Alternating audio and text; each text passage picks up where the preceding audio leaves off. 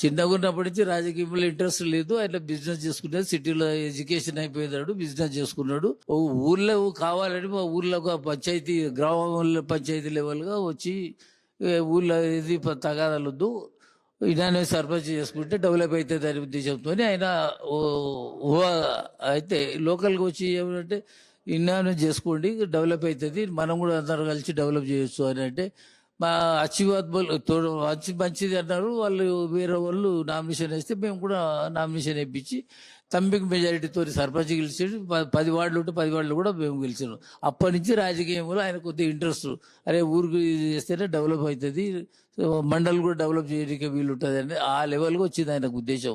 రాజకీయంలో రావాలనే ఉద్దేశం లేదు మొదటి నుంచి కూడా. తర్వాత అది అయినాక ఈ జెడ్పీటీసీ మిడ్జిల్ జెడ్పీటీసీ ఖాళీ ఉన్నది, జెడ్పీటీసీ కాంటెస్ట్ చేసిండు, ఇండిపెండెంట్గా కాంటెస్ట్ చేసిండు, గెలిచిండు.